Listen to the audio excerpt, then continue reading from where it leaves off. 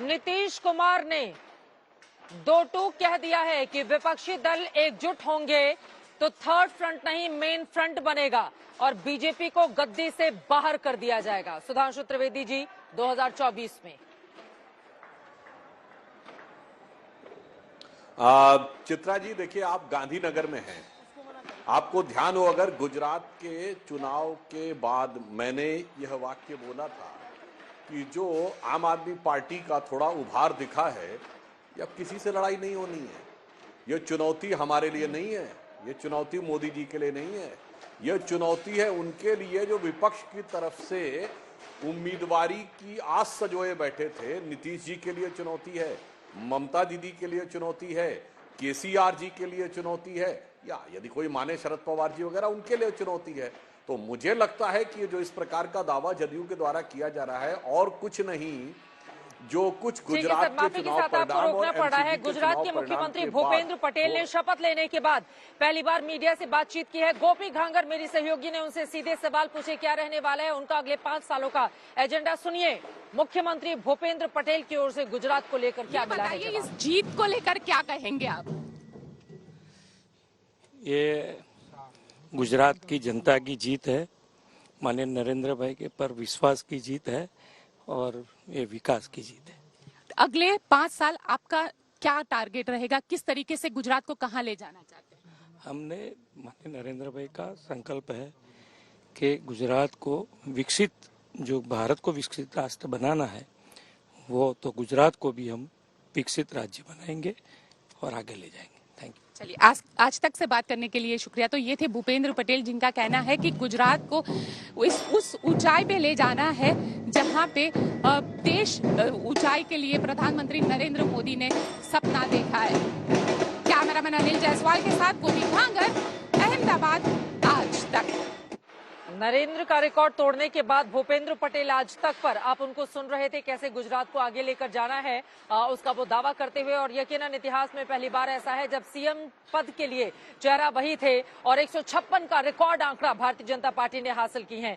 लेकिन मोदी नाम का फैक्टर जो बीजेपी के साथ है उससे कैसे लड़ेंगी विपक्षी पार्टियां। लेकिन इसके पहले सुधांशु जी अपनी बात पूरी कर ले। आप नीतीश कुमार बड़ी चुनौती बन सकते हैं क्योंकि लोगों को एकजुट रखने में देखिए नीतीश कुमार की एक काबिलियत है, एक चुंबकीय आकर्षण भी तो है उनके अंदर कि कभी वो बीजेपी के साथ जुड़ जाते हैं, कभी वो आरजेडी के साथ जुड़ जाते हैं और सहूलियत के हिसाब से वो अपनी पॉलिटिक्स करते हैं और आप लोगों को इंतजार रहता है कि नीतीश बाबू कब हमारी तरफ चले आए।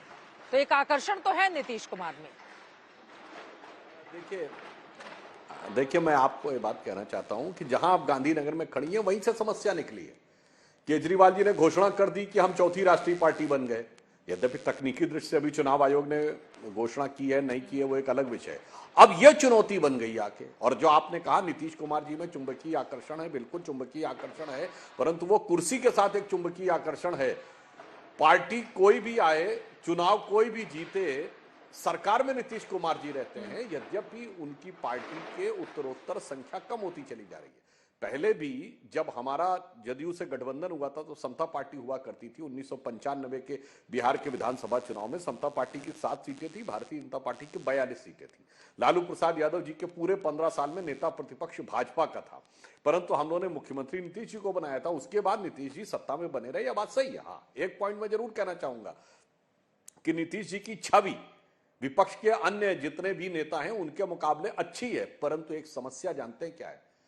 जो विश्वसनीयता का संकट आम आदमी पार्टी के चरित्र में दिखाई पड़ता है, वो आज कहीं ना कहीं वो उंगली विश्वसनीयता के संकट की नीतीश कुमार जी के ऊपर भी उठ गई है, क्योंकि उन्होंने इतनी बार अपना पाला बदला है विगत 8 वर्षों में, जब से नरेंद्र मोदी जी का प्रादुर्भाव हुआ है राष्ट्रीय राजनीति में, यानी 2012 ऑनवर्ड्स, विगत 10 वर्षों में अगर हम देखें तो एक संकट उनके लिए भी पैदा हो गया। इसलिए मैं कह रहा हूं कि मोदी जी के नेतृत्व में भारतीय जनता पार्टी जहां विश्वसनीयता की, प्रामाणिकता की प्रतीक है वर्तमान राजनीति में, वहीं अन्य सभी दल विश्वसनीयता के संकट के प्रतीक हैं। और भ्रष्टाचार का कोई आरोप नीतीश जी पे नहीं है, यह बात मैं मानता हूं, परंतु राजनीतिक दृष्टि से अपना विचार और गठबंधन सहयोगी बदलने में वो आज की डेट में विश्वसनीयता के संकट के प्रतीक हो गए। इसलिए उन पे कौन विश्वास करेगा और कौन कब तक उनकी बात पे यकीन करेगा, इसको लेकर मुझे लगता है हम में नहीं, विपक्षी दलों में भी एक संदेह का भाव है।